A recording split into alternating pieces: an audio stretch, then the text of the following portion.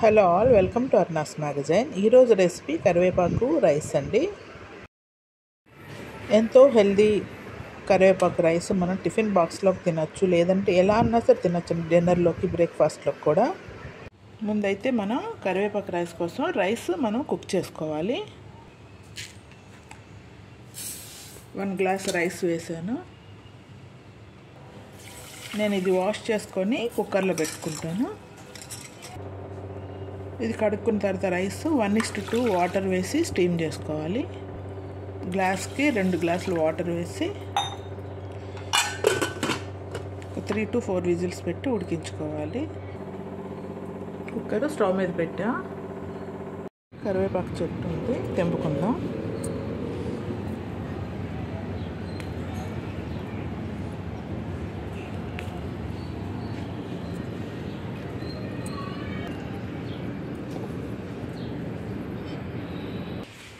కరివేపాకు అయితే తెంపేసుకున్నాను. క్లీన్ చేసుకొని పొడి చేసుకుందాం. రైస్ అయ్యేలోగా కరివేపాకు పొడి రెడీ చేసుకుందాం. ఇప్పుడు రైస్ చల్లారి పెట్టుకుందాం.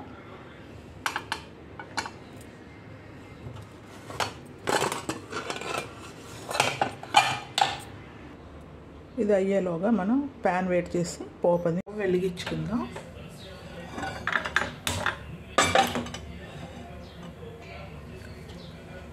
ఇప్పుడు ఈ కరివేపాకు వేపుకుందాం. మీరు కరివేపాకు ఇలా డ్రై రోస్ట్ అన్నా చేసుకోవచ్చు, లేదంటే కొంచెం ఆయిల్ వేసి డ్రై రోస్ట్ చేసుకోవచ్చు. కొద్దిగా ఆయిల్ వేద్దాం, కొద్దిగా జీలకర్ర వేద్దాం.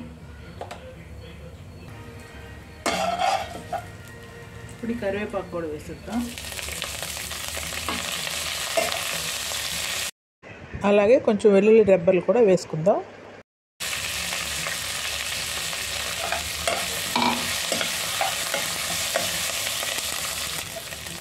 బాగా వేస్తాం.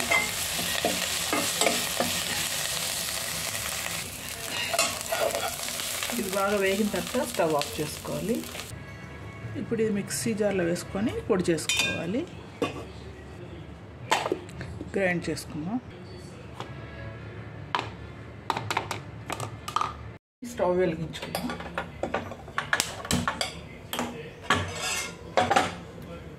కొద్దిగా ఆయిల్ వేసుకుందాం. నెయ్యి కొద్దిగా వేసుకుందాం. మినపప్పు, ఆవాలు, కొంచెం శనగపప్పు,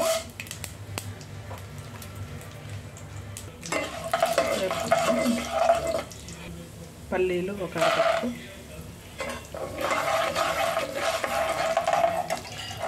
ఒక 1/2 కప్పు, పచ్చిమిర్చి వేసుకోవాలి. కొంచెం ఎండుమిర్చి,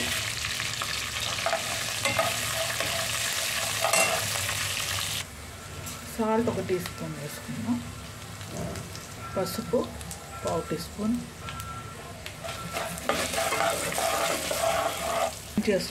మనం గ్రైండ్ చేసుకున్న కరివేపాకు పొడి కూడా వేసేయాలి. ఇందులో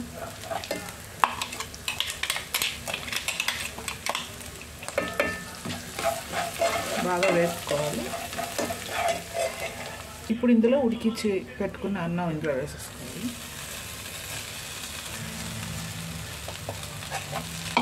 బాగా మిక్స్ చేసుకోవాలి. బాగా మిక్స్ చేసుకొని ఒక 2 minutes వేపుకొని stove. Very tasty and healthy కరివేపాకు రైస్ రెడీ అయిపోయింది. మీరు మిగిలిపోయిన అన్నంతో కూడా ఇలాగా కరివేపాకు రైస్ తయారు చేసుకోవచ్చు. సింపుల్గా 5 నిమిషాల్లో రెడీ అయిపోతుందండి. హ్యాపీగా తినచ్చు. Thank you for watching. Please do like, share and subscribe my channel.